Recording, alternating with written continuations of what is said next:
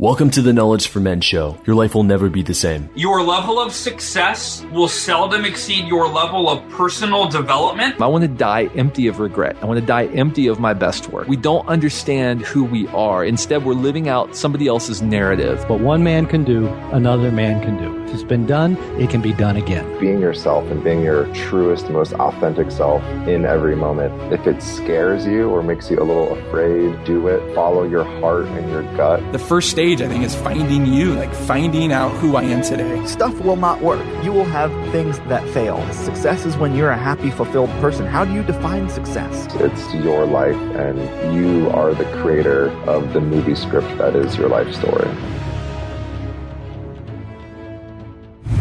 Attention, if you are a frustrated man who feels like he is not getting the results he wants in his life, health, wealth, relationships, and personal growth, then I've got a powerful free video training for you to help you become a strong, grounded man so you can unlock unlimited power in your life, business, and relationships.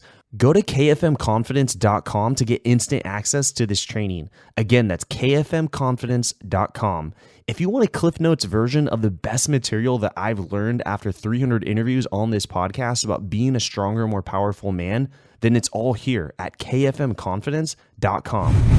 All right, guys, welcome to the show. I'm here with Susan Winter, professional love and life mentor. She's been seen on Oprah, The Today Show. All right, so there's a lot here. Okay, Good Morning America, ABC, CBS, NBC, BBC, Cosmo, NPR, among literally many other major media outlets. Susan, I'm happy to have you here. Hi, Andrew. Nice to be with you. Thank you. All right. I'm glad to finally get you on the show. And Susan, we start off every show with a favorite quote or some sort of saying that the guest has lived by that's helped them on their journey. So what do you got and why'd you choose that?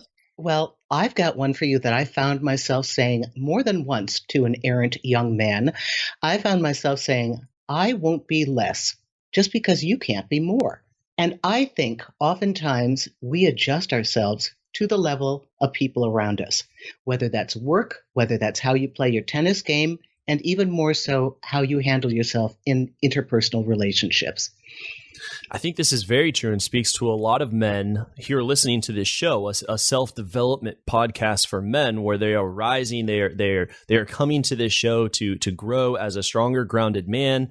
And maybe they do feel like they're on a growth trajectory curve and others perhaps aren't. Yeah, if you are dating a woman or you're dating a guy, whatever, and you feel that you can't be all that you know you are because in their eyes, they have no ability to recognize this. Who you are, they can't see. What you are, they can't comprehend. So while they may be lovely and exciting and charming, you will not be able to step into the fullness of the work you've already achieved. And we find that so many times that we're frustrated, we don't think we're doing a good job, but we have to look at the partner that we've chosen, who is, our teammate. How far can you go if they are not at the same level?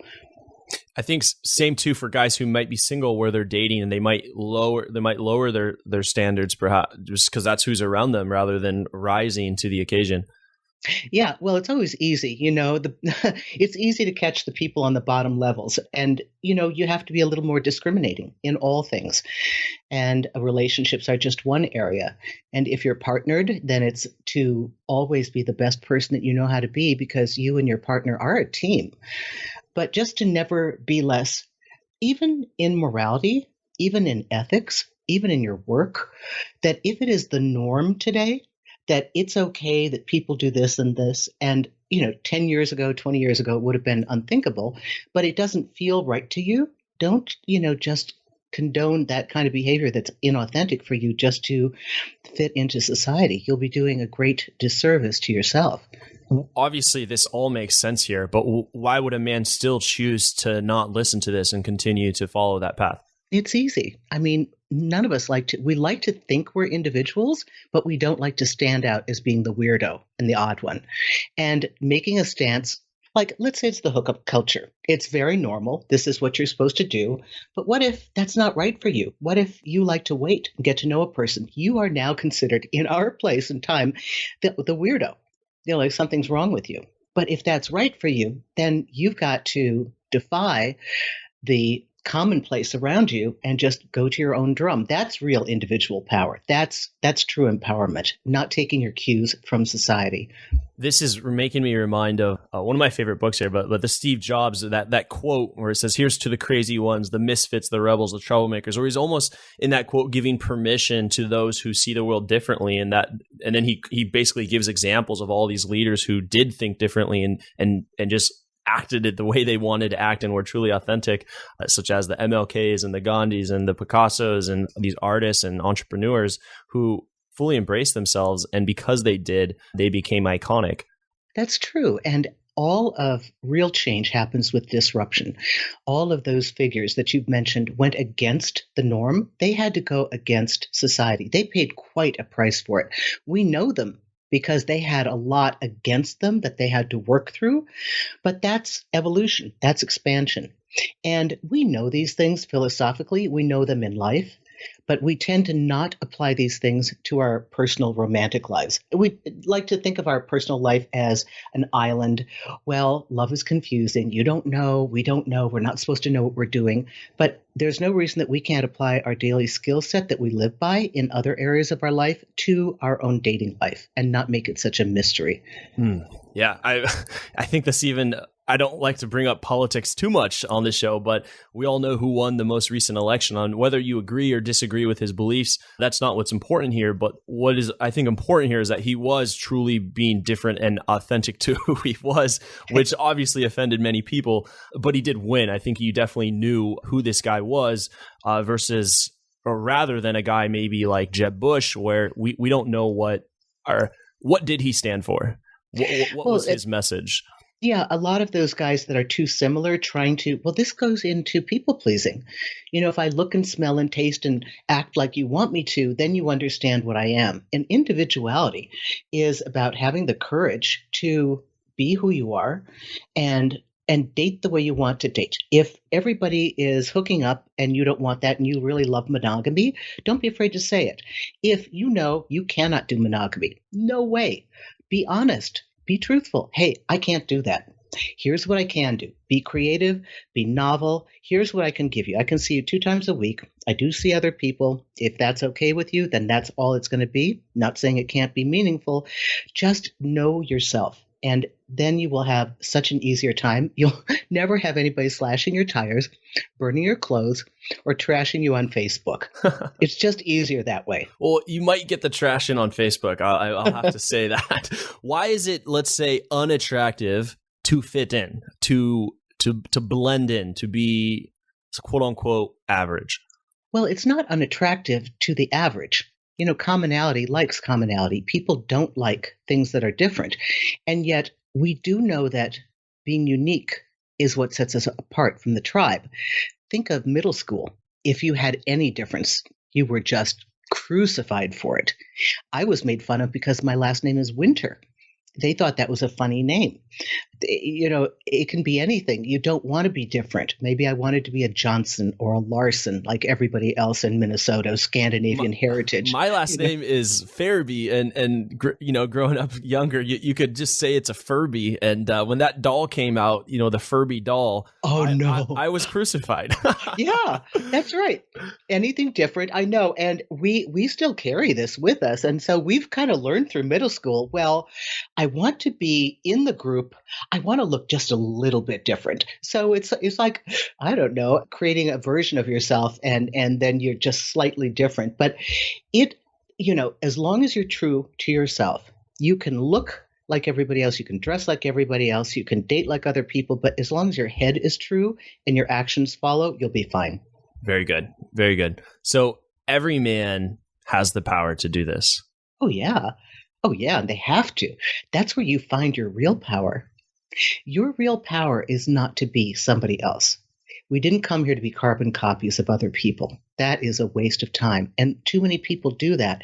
And that's why when you look at some of the representatives that you were talking about formerly, you kind of know they come from a generic group.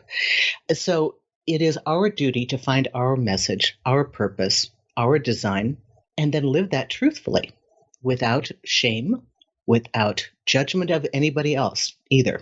Everybody has their own right. And so that's our job, to be honest. And that is the key. That's the seat of your true power, because now you're running on your own generator. And you can keep that running very easily when it's you, because it's you. You don't have to steal it from someone else. However, there can be some who still feel like some of these external things are what makes a man attractive, such as money. It's true. Money. It's true. Let's Andrew, talk about that. True. Let's talk about that briefly. Oh, this whole, does a woman really care about how much a man makes, or is there a certain level where there is diminishing returns, where after a certain level of reaching a base need or small luxuries, that making more doesn't necessarily add to his attractiveness? Okay, so first of all, I know some really wonderful women, and they don't care what the guy makes. However, what a man makes and what he's achieved is a sign of his hunger and his ambition. They're correlated. Now, unless your guy is out in the woods and he's talking to the animals and he's like recycling and I don't know, creating, like he has beehives or something, he's got a purpose. You can allow, if a guy has a real purpose, he does not need to have the achievement of money. He's an artist, he makes clay pots, whatever. So these guys are exempt. However, if you are in business, it shows a woman that you're not an alpha. I think it's a lot deeper than he can buy me a Porsche, I'm going to live in a beautiful home. On the most superficial level, there are women that just look at men for an edge up in life. You're a chip on their game board. Is this biological? Yeah, I think what has to do is it has to do with we are the ones who select with whom we breed. And we know deep inside our biology that we have to choose the best. It's for our offspring, really. And I think this is going on subconsciously. And I think the reason that women are excited by money and power, money is just a sign of power, is because they feel that they are with a winner. And on a very feminine level, we think he has influence, he has sway, he can protect us, he can support us, he can have our back. He's a big dog in the jungle and we feel safe. And I think it's really primal. When we make it really horrible, like, oh, I won't date you. I wouldn't date anyone who didn't make six figures. I mean, first of all, you don't want to date the girl that already thinks that. So she's not worth it. So it sounds like money is in a way demonstrating the man has resources that can help a potential family thrive. Or if there already is a family, this family is going to make it in the world. Yeah. Well, Andrew, think about it. I mean, girls will date all kinds of guys, just like men will date all kinds of women. But when they're serious about a partner and thinking about a family, they're going in a whole nother direction. Come on.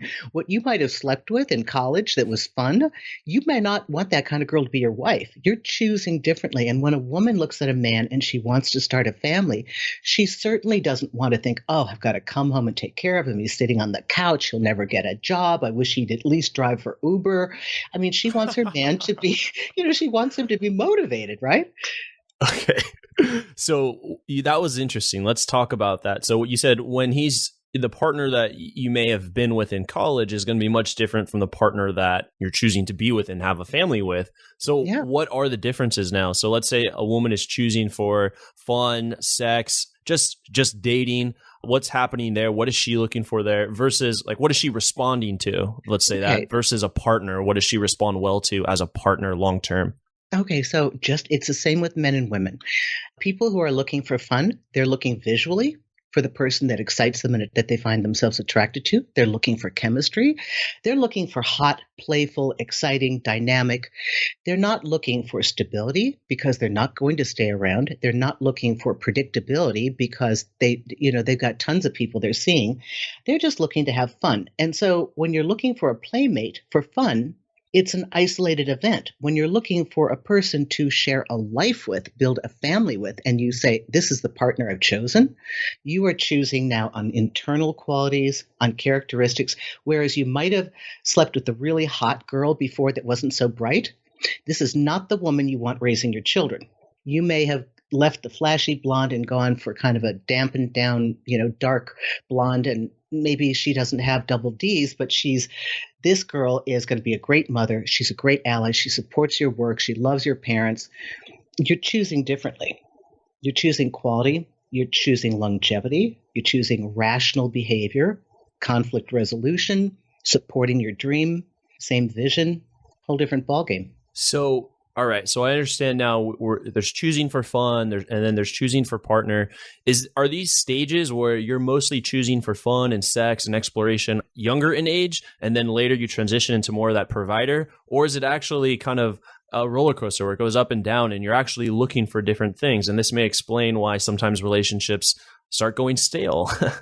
You're right. Actually, you're right in both accounts. Traditionally, this is fun in the beginning before you get into a serious relationship, and most people follow that course. However, what you said formerly is also correct too, because we tend to, once we have the stability, and, we're living with somebody and they're reliable and they're wonderful, we start to look at that really hot person that's kind of carefree and a lot of fun and a little bit of trouble. And we're like, ooh, that's looking kind of good. And so, it is an ebb and flow. Absolutely. And, maybe you've changed your lifestyle. You had a financial downturn or upswing and you've left a partner and now you're exploring what's right for me. What's the partner who melds with me now? What if you are married with kids and you are starting to feel some of that, I just want an urge to be to go in that more fun, exciting, and your current partner is not providing that. Do you have a conversation and try and make it happen here? Or is this why people get promiscuous and cheat sometimes?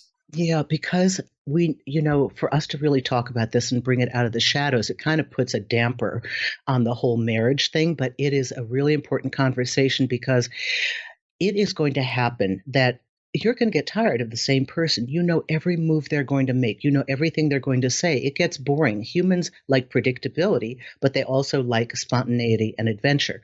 It is a conversation that should be had, and I suggest that couples discuss this as a strategy and get clear on it before they marry. I even do it before I start dating a guy. I even put down the ground rules when I date him. What's going to happen? Do you have contracts? Is there a contract? I've never signed a contract. No. But I mean, I always thought, and men have an ability to isolate it. And I remember telling one partner that I was living with, and I said, look, if the time, because he was much younger, he was 23 years younger, and I said, look, if the time comes in this relationship that you're not interested in a big hot blonde and you want to try something different, little hot Latina, you want, something different, you want to explore, you want a flavor, I would prefer you use a professional, you use your money, one time and one time only with one person, meaning no repeat business with the same girl. Because I know that men can indeed isolate this. And I said, however, if it becomes a thing, I'm out. But what I didn't want was an ongoing emotional relationship. And the guy told me I was being controlling. Like, I said, you talk to your married friends on how controlling that offer is. Basically, I've said that you can have a professional. My only stipulation is you use your money, not mine. And two, it's going to be a different person because I don't want you developing an attachment. That is an extreme case of, I don't want to have to do this, but we have to have an option for you. I think that's very, interesting of you to make that offer. I don't know that most or a lot of other relationships where the woman would allow something like that. I think that's very generous. I didn't, I have to be realistic. I am older, and you have to understand that if you don't discuss it before it happens, you're going to hide it, or it's going to happen. And at least everybody should know where they stand on it, because anybody entering marriage needs to talk about the fidelity business. How do we really feel about this? Do we want to try and swing? Are we allowed permission to have one lover? How much do we say to each other? Do we keep it discreet? Yeah. Go ahead. I'm sorry, go ahead. Well, there's some people who don't want to know. Mm-hmm. There are some Upper East Side wives who they don't want to know. Don't tell me. Don't rub it in my face. I know you do it. Yeah, I don't see it. Just make sure that we still have the tennis membership. They're paid off. They're paid off but they're paid off for their servitude, to be honest with you. Okay. Yeah. So what I think is interesting here with this whole, why we go in and out, we might want to be promiscuous and see other people is, well, let's look at just how long how long did man used to survive for? Because I did some research and it was just up until like the 1800s. The average lifespan was about 40. And so when you think about that, that means for most, and then, younger than that, or if we go further beyond in all of time, even just below that, it's probably a lot younger. It's probably 35 and 30. So couples were really staying together for 15 to 20 years Whereas today, because of technology, and we live in this great time where we're actually alive and we're with someone who we married at 25 or 30, we're with them for another 40, potentially 60 years. Right. And man might not be, I'm not talking from a religious, I'm just speaking what I feel from a biological standpoint, wired to be with one person for that long of a period of time. And granted, there are couples who do it, and that's amazing. It's very individual. And I think most men who are faithful have deep morals around it. They have a reason. I think also many men understand the beauty and the commitment that they get from their wife is contingent upon that fidelity. And the moment that they break that, all the love, all the sweetness, all the warmth in the house, that goes with it. So I think that they understand the price of me getting this kind of love is for me to be honest with her and straightforward sexually. Yeah. So if one is feeling this, would you advise that it's important to discuss it? Perhaps this could ruin the relationship. No, yeah. And should the man discuss it with other men first to really kind of see what, just to express himself? Or what would you recommend for a man to do? The first thing I'd recommend that he do is, before he says anything to his partner, discuss it with a professional. Okay. What are my options? What are the outcomes? And he can judge, knowing his mate, what is their probable reaction to this thing that I'm going to express? Because if before he says anything, he can have 4 or 5 different options that could be considered, there might be one that's agreeable. But you can't go in just saying, I'm being attracted to other people. They're like, oh my God, my marriage is over. Oh, who have you slept with? And so you want to have some gradation of what do you really need? How much do you really need it? And it's normally just sexual and chemistry and visual. But it's odd, Andrew. The majority of men and women that cheat do so because of an emotional vacuum that's developed with their partner. They no longer feel appreciated. Yeah. And that's why I'm like an enormous fan of appreciation and telling your partner they're great, doing little things for them, keeping the love alive. Because the minute a man feels that he isn't making us happy, and that he's not wanted and that he's not valuable, he loses all incentive to be there for us. And then oftentimes men get back at women who have emasculated them or made them feel unworthy and unappreciated by having an affair on the side by somebody who is far lesser. But she's like the disposable kind of chick, girl number 1 that we talked about, that you maybe date after college or whatever. And he's a big guy in her eyes. And she thinks, oh my gosh, you're wonderful. And oh, you work in a real office, and oh my goodness. And he looks so good to her. And he needs to hear that. He needs to see a woman revere him. Yeah. Yeah. So there's a lot of things you just put on the table here. I have so many ideas of where to go now, but what did come to mind, which is a conversation I think not a lot of guys openly talk about, is does this problem, this dilemma here for men and women, give rise to porn consumption because it's maybe a virtual way of acting out this desire and maybe relieving it? I don't know. Porn has been such a part of the last couple of generations, millennials and stuff like that. It was so hidden in our parents' time. Right. And you'd find a dirty magazine or, you'd somehow flip on a channel that was somewhat scrambled. And I mean, it wasn't like we all had access to it. But when you think about it, for millennials, porn is their sex education, bizarre as that seems. And so it's such a normal part of most people's lives, I think, that it'd be hard to say which came first. Listen, if you can act it out without straying from the relationship and you can do it that way, of course, that's better. But, there are even some partners that are uncomfortable with you pleasuring yourself. Yeah. I mean, I'm just so you know, I'm not a sex expert, so this isn't really my ultimate area of expertise. We're having an interesting conversation and opening the doors for the men who are interested to explore this. Yeah. But know yourself first. Know what you really need. Before you say, I'm starting to notice people, think to yourself, in an ideal world, if you could have it the way you wanted, what do you really want? And then why do you want what you want? That's important. Do you want what you want because it's different, just looks better, you want to feel good, you want to feel excited again, do you need a testosterone boost? Do you want what you want because you're feeling unimportant in home? Do you feel like she's not paying attention to you? The kids are more important.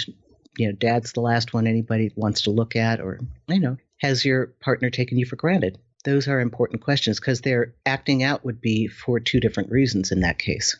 Yeah. So I want to dive into the communication and the appreciation, which you just mentioned, which is maybe we could prevent all this from happening if we're communicating correctly, if we're appreciating and being vulnerable with each other. Before we go into there, because that would be more later, I do like talking about and just bringing awareness around the nice guy and how women view the nice guy. And how it can potentially harm a relationship if gone too far. Well, first of all, women mature into being able to appreciate a nice guy.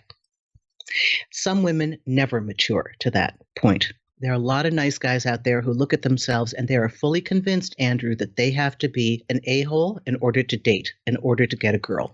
They've been nice. Yeah, they've been polite, they've been respectful, and all they've gotten is kicked around and friend zoned or dumped or cheated on. So my fear is that they're going to go to the exact opposite end of the spectrum, and then we're going to lose a really good man. Right. So there is a very fine balance, especially today. Our men have been systematically emasculated from society to integrating emotions into them, and whatever the generic message is, from commercials where dad can't do anything to, we went from men holding all the power to eradicating a lot of that power. And in the shift that we live in, it is very important for each man to find his own definition and expression of what it is to be masculine and what it is to be in command of himself. Mm-hmm. It doesn't have to be John Wayne. It's not the a-hole at the bar who's, like nasty with his girlfriend while he's flirting with somebody else. And it's not the weak guy.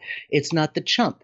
And it's very hard because you guys have had to recreate your entire identity from scratch, not with a lot of support, except with podcasts like this. So much of the work in the men's community is to try and understand who are we now and who do we want to become, because it's been ripped apart. And so you want to have an authentic version of a man. Going back to our very first conversation, you don't want to put on a costume of what men are like. And this is the individual journey of the man. Where is my strength? Where is my alpha? Where is my power? How can I be in right order? And what is that fine line of balance between being patient and understanding and being a chump, being firm and clear on what my commands are and what I need, and what is a warm and patient and understanding communication. So you've got a lot on your plate. Yeah, I think it's very well said and very well put together with the changing times. It's that then it's not so much the nice guy that's the problem, but I think what it is the soft guy. And I think the nice guy, actually, women, like you said, mature women find attractive and appreciate that. But the soft guy, when it's almost below or beyond the nice guy, I think that softness is where a woman may feel like this man can't protect himself, therefore he can't protect me. Absolutely. You nailed it. It's about protection, the most primal of all factors here. Because at the end of the day, whatever we think it's intellectual, a lot of our biology is driving this, and it's very primal. Can he protect me? Yes, I've got lawyers, I've got money, I've got whatever, I can stand up for myself, but I'm a woman.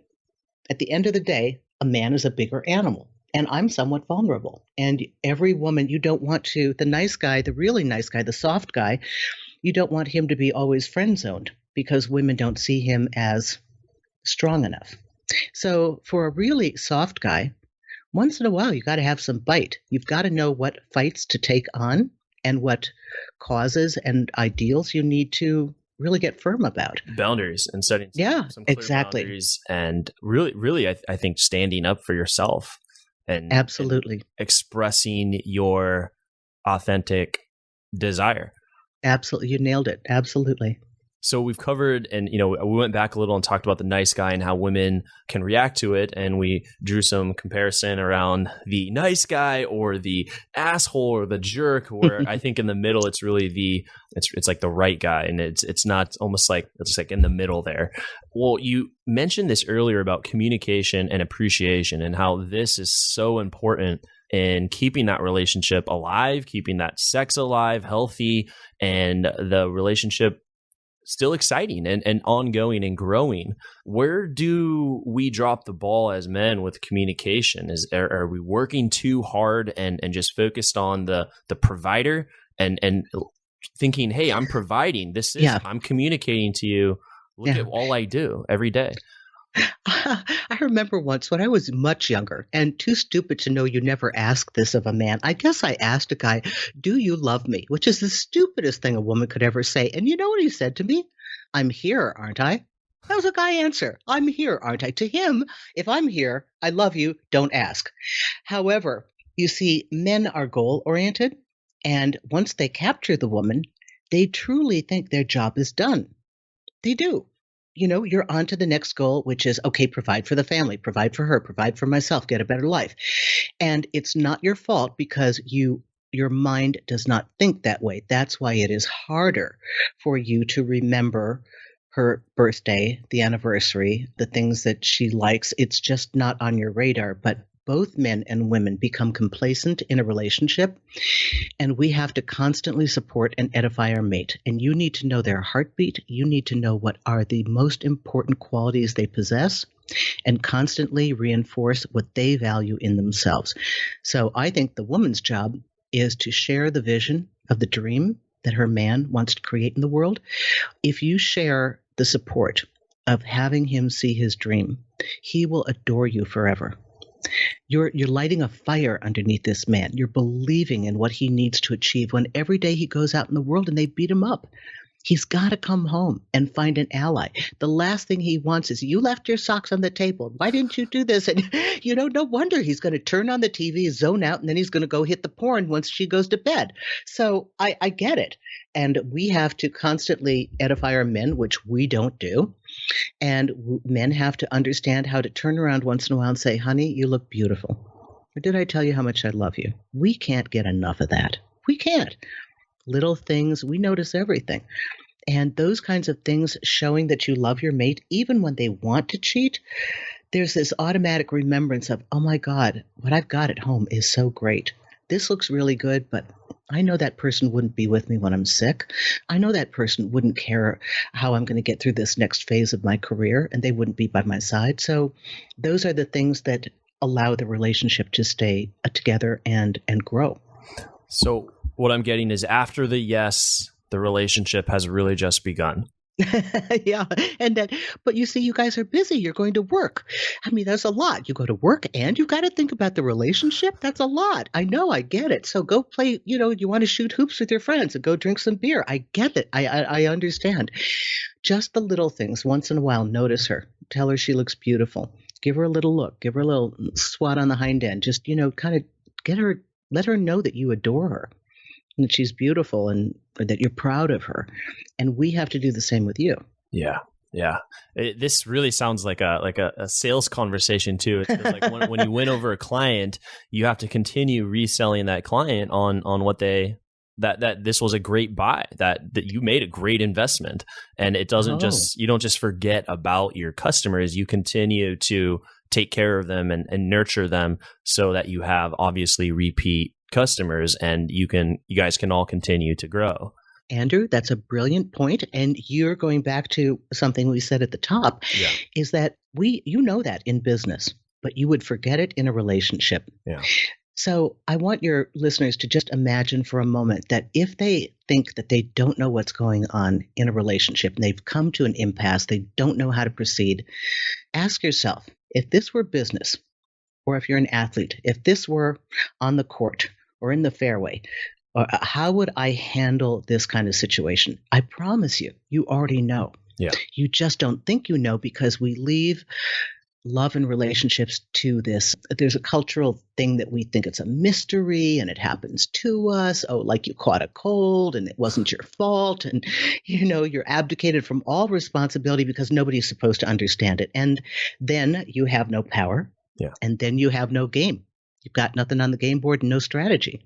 Yeah. I think this takes us into the topic of vulnerability, and to have that open communication and to share who you are and how you're really feeling, so your thoughts, words, and actions are aligned with a woman. I think that's really good communication.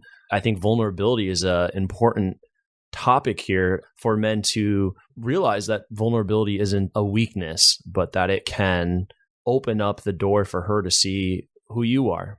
Very much so. I think that it is when we see the chink in your armor, when you've told us a little bit about your emotional context, if you're just newly dating and seeing each other, that is when a woman bonds. When you think of how women bond with each other, they bond over stories and, oh, this happened to me. Oh, and all the women will run in a group. Oh, he was so mean to me.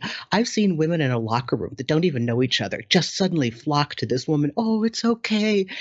So we bond with an emotional level.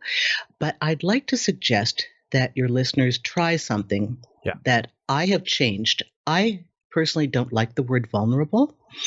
I think it sounds like a turtle on its back like this and just, completely prey. I like the word direct. It's exactly the same thing, but it's more empowered. Don't think of yourself as being vulnerable. Think of yourself as being direct and forthcoming. You're sharing something about your life. That's not to be vulnerable. You're sharing a feeling. That's direct. That's an expression. It's a monologue. It's not up for anybody's approval. It's a one-way information. This is what happened. This is how I feel. That's powerful. Vulnerability is how can you ask a man to feel strong when you're telling him to be weak at the same time? It's not going to work. Well, what if the vulnerability just because he's sharing something that is it's difficult to share, that there's strength in that share of doing something that is hard to do? If a man is wanting to share something that's hard to share with a woman, he probably cares about her quite a bit and looks upon her as somebody that he'd like to seek solace from. So he's looking for her nurturing and caregiving qualities. And that's what he's really doing in sharing. Because he's not going to tell his buddies at the bar, you don't unload that. Maybe some guys do. Maybe guys do talk about emotions. But women are normally sought after to console, nurture, support, pat you on the back, make sure you're okay. And so if men understand that maybe that's the outcome, depending upon the woman, it wouldn't be such a bad thing to do. Right. And so do you think that a guy could go too far with this, where it's too much vulnerability, repeated, consistent, where the woman, how would she respond to that? Well, then that's just selfish. That's taking the stage and making your issues more important than anybody else's. Then it's all about you. I've had people in my business as a coach, if you have individual friends, just think they've got 24/7 free counseling. It's pretty sweet for them. And I've had people call me on the phone. They don't even say, hi, how are you doing? It's just like, oh my God, you can't believe what happened. Blah, blah, blah, blah, blah. And, and so, that's kind of selfish, right? So we all have to, I'd say, start with being direct. If you want to share something, you're probably feeling inclined because you want to test her out or you need her comfort for her to comfort you. Yeah. And I think it's an important topic to bring up. And I think that there's power in it to be direct, to share how you feel, to communicate and not hide something that you're really feeling. And I think you're out of alignment when you're holding back. Absolutely. And I think she knows. I think she senses like you're holding back right here. Like there's tension, there's energy. Women are really good at reading what's going on, although they're kind of junior psychologists. They'll make a stab at it and give you all sorts of clinical words. Oh, you're withholding, or oh, you're doing this, or your attachment problem is this or that. And, you're a narcissist. I mean, so yeah, I think communicating, I'm a big fan of initially meeting somebody that I like, just telling them straight off the bat, I like you. If I'm talking to a guy and I see him circling me, just to get it out of the way, I'll just say, I like you. But it's not like I walk up to a man in the street and say that. It's somebody that I've had some conversation with. And what I'm doing is opening the door to let him know I'm approachable. I like you. You've got a shot if you want to take it. And like I tell my clients, we don't drag him through the door, but a woman should open up the door and show you that she cares for you. And a guy, you need to show us that you like us. There's so much covert stuff that's going on with dating. We don't know what you want and what you don't want. I mean, half the time, my girlfriends and I were asking each other, are we on a date? We didn't even know. You didn't know. The guy said, you want to catch some coffee? And he's talking to us. And then the day ends and we're like, was that a date? Was he Is he a interviewing friend? me? Is he asking for money? Is he an investor? What's going on? Yeah. So people not clarifying their emotions because they're afraid of being hurt. They're afraid of being rejected. They're afraid that the person doesn't want them. So nobody takes a stance. I know that's not strong. I mean, if you're going to be in the game, you've got to at least, hey, I like you. You know, you can do what you want with it. I didn't lose anything, no skin off my teeth. Yeah. But, you know, that's empowerment. Yeah. Just adding, hey, I like you. I'd like to get to know you better. Let's grab some coffee. I think the girl would know, oh, she knows what's going on here. It's not a business interview here. Or we're not just going to talk about nonsense here and waste our time. And the same as when they upset you. That was a hard lesson for me to learn, that I can have an argument with a man or express something. I grew up being very polite, and I just thought when you had a fight, the relationship was over. And I remember my girlfriend saying, oh, honey, no. And then she gives me code for girls. Just don't call him back. Make him call for 4 days. I make them call 40 times before I'll call them back. And I'm like, oh, God, I don't like, so I don't like games, but your partner or anybody you're dating needs to know, as you said, your boundaries, what your parameters are. They need to know what you like, what you don't like, what's not comfortable. Very good. And so now we're still, communicating, and we want to prevent, having to sleep with other people if possible. How could someone, I think a lot of guys could get a lot of value from this, but how can someone respectfully have the conversation about improving the sex life with their partner? Yeah, that one's really tricky. It used to be great back in the day, and life happened, and it's really become this, when we're celebrating something. Well, this is what happens when couples both stop investing in the relationship. You don't explore, how hot it was. And that's the honeymoon period. Right.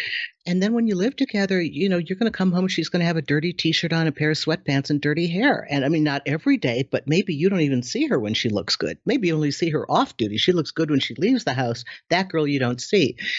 You have to tell your partner what you want to try, and it's really uncomfortable. And again, like the cheating thing, having these conversations is never easy, but go in having a better idea of what it is that you would like to try, or what element you feel that you're missing.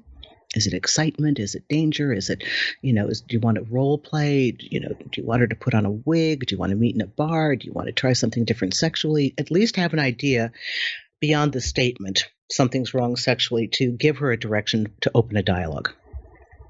And is it something that you give time? So you have the conversation, and you're just not expecting like, all right, let's go to the bedroom now. It's something that you're just kind of opening that door and sharing that this is something you would like to explore. That depends on your partner. You could have a partner that's really enthusiastic who says, okay, show me what you're talking about. You could have a partner that says, we'll talk about it on Thursday. Don't touch me. You don't, you don't know. Stay away. Oh, you hope your partner understands. But, that is, I would go to a couples counselor, and I'd go to a sex therapist if it breaks down that far. If you're, sometimes we're ashamed to say what we want. And we're ashamed that if we show that side to our person, that they won't like us anymore. Right. Rejection, yeah. Yeah, some people are like, if they find out that their boyfriend's watching porn, they feel that he's cheated on them. And a woman can automatically go to, but what's wrong with me? I do everything for him. Why am I not enough? And it's very hard for some women to understand, although nowadays millennials are much more progressive. But, you have to know your partner to know how to approach them. Yeah, very powerful. Any sort of recommendations, little things, you talked about appreciation, but just any little things maybe someone could put in their calendar right now of things they could do, a man, for their partner? Oh, okay, so you guys tend to think that we need a lot of presents and gifts. You tend to think of grand gestures, and I get it. That's like shooting the ball right through the hoop at the last minute, and you won for the team. So we don't need that all the time. Sometimes a gentle touch, or just looking us in the eye, sometimes holding us and just saying, do you know how much I care for you?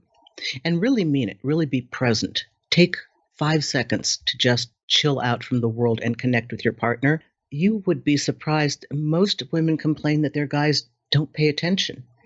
And I understand it's hard to know when is she just chattering because we talk so much, and when is there something meaningful. But just look at her. And I find that if you touch a person, you ground them to you, and it'll draw her closer to you. It doesn't have to be a sexual touch or a come on to anything. Just hold her hand and say, did I tell you how much I really appreciate that thing you did with my parents the other night? You were awesome. Or did I tell you how much you mean to me? I was thinking about it at work today. I'm so grateful that I have you. And those kinds of things go a long way. Yeah, absolutely. So what does it feel like for a woman when a man is fully engaged and present with her in that moment? What does it feel like? What are some of the feelings that you feel, especially I think in today's world with phones and all kinds of social apps vibrating and you're constantly looking and it's like, yeah, like you're just on your phone looking at them. But that full engagement and presence, what does that feel like for you, for a woman? I can only speak for myself, but that reboots me sexually. It reboots the romance because women are sexual because of what they're feeling. And unlike men who are sexual because of what they're seeing, our sexual expression comes out of how we feel about our connection with you. And so that would make me merge with you. That would make me want to hold you. That would make me want to be kind to you and to be sweet to you. It'd have a very positive effect. And just watching you look excited just thinking about it. Yeah. So no, I think because that says a lot. It's an enormous comment. A man being fully present. Do you know how rare that is? That is a present in itself. Oh my God. And do you know how rare it is? And do you know how stunning that would be to actually see a human being able to do that? Wonderful.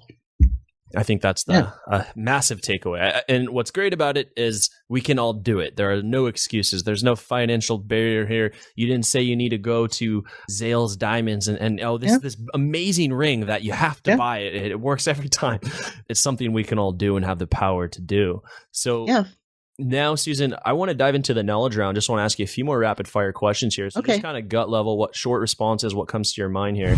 Have you ever felt like you weren't the strong, grounded man that you know you're capable of becoming? Like there's something more inside of you, but you don't know how to get it out. Me too. Years ago, I was broke, sleeping on my brother's couch, and just got out of a serious breakup that left me on the floor for months. Now, I have a multiple six-figure business. I'm in the best shape of my life, have an abundant dating life, and live on the beach here in San Diego. I want you to break through too and create the life that you want. And because people kept asking me so many questions, I've created this free video training series on becoming a strong, grounded man so that you can have more freedom, love, and connection in your life. I'll also teach you how to build real backbone to boost your masculinity as a man so that you can have more respect, power, and confidence personally and professionally. Simply go to kfmconfidence.com to get this training. Again, that's kfmconfidence.com. Also, I share the #1 conversation that your father never had with you about women. That will be a major wake-up call for 90% of you and will improve the quality of your relationships forever. Go to kfmconfidence.com to get this free training today. Welcome to the Knowledge Round, where the guests will be asked rapid-fire questions to give the audience invaluable pieces of wisdom to help transform their lives. Starting in 3, 2, 1, showtime. All right, and the first question I have for you is, what advice would you give to a man who is feeling really lost and unsure of his purpose? Don't worry, at least you're looking for it.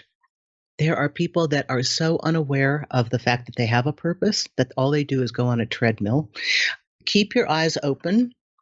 Know that you will find it and that every road that you've walked down is not inconsequential and it was not a detour. Even the things that looked like they took you away from where you were going were adding to your skill set and your ability so that when all of your talents and your interest collide with what you discover is your purpose, you will be fully effective. And it's not necessarily a young guy's game to know that right away. Do whatever you're doing. Do it fully. When you feel like changing, change. Let your instincts guide you. I don't know if anyone's ever answered that question as well as you have. Thank you. Thank you. And I've asked hundreds of men. And so I really love your perspective here. And so the next question I have for you is, what do you think is holding most men back from becoming stronger, grounded men? Honestly, I don't think they know what it looks like. And it's not their fault. What is it? Is it Chuck Norris? Who is it? Is it Bill Gates? Who do we look to? What is that? Where are your prototypes? Where are your models? Where are your heroes? So men tend to look at heroes to model themselves after. And in the absence of knowing what that is, if you have been unaware of it or you haven't been fortunate enough to have been exposed to it or sought it out as you have diligently from the books in the back of your, I could see in the back of your video here, it is an individual journey. And I don't think men just get that training. You might not have had a dad who was present. Maybe your goal in life was to be everything he wasn't. Just trust that there is a process. If you are interested enough to be listening to this discussion, you are already there. You have to trust you've already come to this point of awareness, because it goes from looking to integrating it into yourself. You're on the path. Don't worry about it. You're doing everything you can do. Yeah, this is it. And so your books, Susan, you have several on Amazon: The Cure for Heartache, Allowing Magnificence, and Older Women, Younger Men on Amazon. So for those who are interested in Susan's work, they can find it on Amazon. Susan Winter, just Google that or throw that in Amazon in the search. It pops right up. But Susan, I'm interested in also what have been 3 of your most influential books on relationships and why? Oh, golly, you're going to hate my answer. I don't read in my field. I might have read some things earlier and it didn't help me and it didn't address what I was looking at. And I found a lot of it was just junk. I think I have learned through trial and error how to be a good partner. I came out of every relationship thinking, what could I have done better? And I knew I was on the way to becoming far more proficient when I stopped asking what he did wrong. And I started saying, how could I have handled myself differently? So every relationship was my own journey. And as far as how do I handle relationships, instead of reading books and advice from others, I would read my metaphysical books. And I'd read things on positive thinking, Science of Mind, any of the great metaphysical books, positive thinking. I think that has a lot to do with how you present yourself in the world and how you are in a relationship. All right, very interesting. And so I find that it is interesting when someone says they don't read a lot or when they struggle to mention books. It's like, oh man, I just learned from my own life experiences. And I think there's different paths that we can all take. And I think it's very important to do that, to really look at your own experiences and draw those lessons so then nothing is lost. You walked out with lessons. This is more of a scenario for you, Susan. So imagine you had 60 seconds with 25-year-old Susan. If you could envision, where she was at personally, professionally, relationships, and all, the lessons you've learned since then. So you have all that with you today. Knowing what you now know today, what would you tell her to do? What would you tell her not to do? Oh, for God's sake, try and play some. You are so obsessive with everything you do has to be perfect. It has to be 100%. Like you think they even care and they don't. You think they cared that you spent 8 years in college and summer school. They don't care. You think they cared that you took all the time to write that article. They don't care. They might like it, but they don't care. It's like Twitter feed. And if you deny yourself joy and love, you will be so upset. But I'm still telling myself that. It is something I deal with all the time. I don't have a lot of balance. I'm trying desperately to gain balance, but I'm an extremist, and I know that, and I have to deal with it, and I have to try and modulate myself. But the fortunate thing is eventually you get too tired, so you can't run that fast anymore. So it just happens naturally. And I'd also tell her that all the insecurities, everything you thought was against you is actually the greatest thing you got going for you. Wow. Would you say that right there, is that your philosophy on life? Did that come out from that question? It took me until maybe 15 years ago to discover my truth. And Andrew, the only way I got that is I consciously stopped listening to everything and taking in all information. I quit watching TV. I didn't read spiritual books. I didn't ask anyone for answers. If I even saw something spiritual or metaphysical or how to think on television by accident, I'd flip the channel. And I started asking myself, what would I do?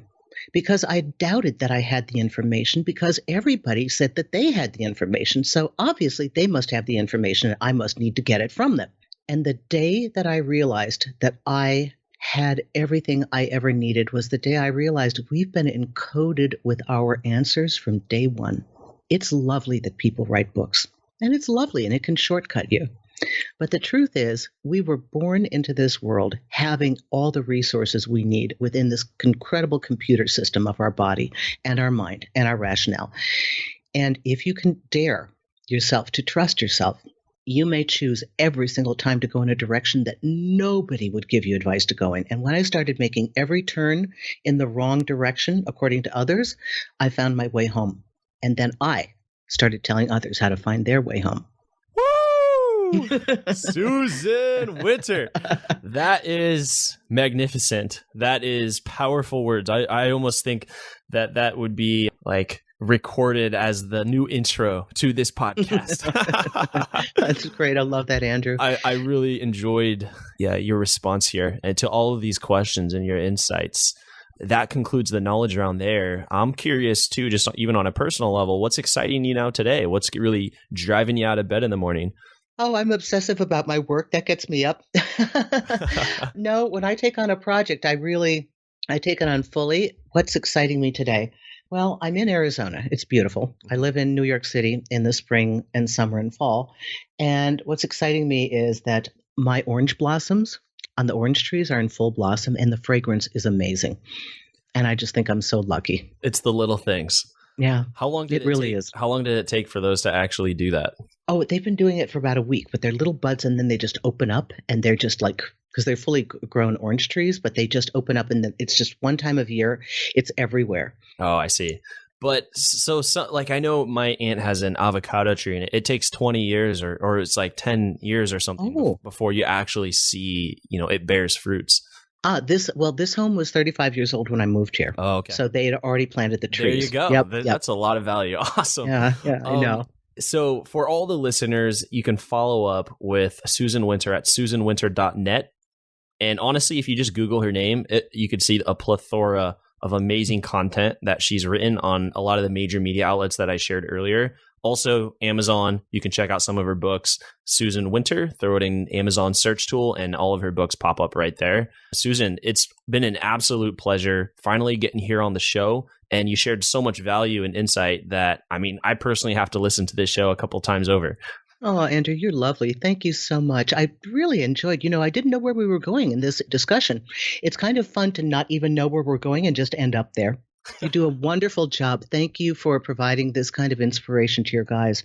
I really think you are helping them find their unique voice, their purpose, their manhood, their balance. And it's so essential that there's a community and a group to support each other. That's awesome. Thank you for that. Yeah. Yep. That's why I wake up. Thank you. That's what you wake up. Okay. Perfect.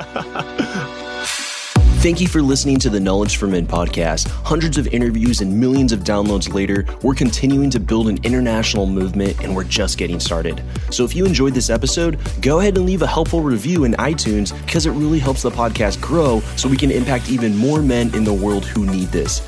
Guys, this is all about living with purpose, where every day you only do things that matter to you. You wake up, live with purpose, and take massive action towards the life you want. And always remember, love the life you have while creating the life of your dreams. Go to kfmfree.com to get a surprise bonus I've made for my listeners. Again, that's kfmfree.com for something that's changed my life, and I'm offering it to you for free. Also, check out my Amazon best-selling books that I've written for you to help you crush life at kfmauthor.com. Again, that's kfmauthor.com to see all the books I've created to help you break through in life. This is your host, Andrew Farabee, founder of knowledgeformen.com, and I'll see you in the next episode.